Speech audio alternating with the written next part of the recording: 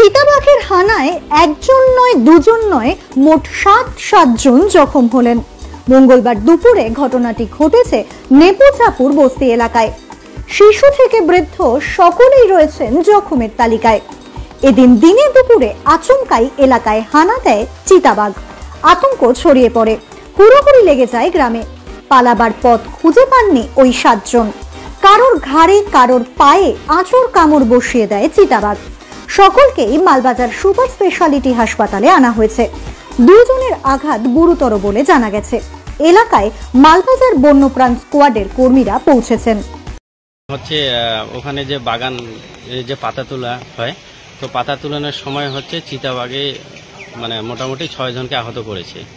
তারপরে ওখান থেকে ফরেস্ট ডিপার্টমেন্টকে জানানো হয়েছে। ফরেস্ট ডিপার্টমেন্ট থেকে এসে তখন ওদেরকে মাল হসপিটালে নিয়ে এসছে। কয়জন ছিল? মোটামুটি 6 জন ছিল টোটাল। পাতি তোলার সময়। কোন জায়গাটা? এটা নেপুচাপুর ডিভিশনে। আপনার নাম? আমিনুল ইসলাম।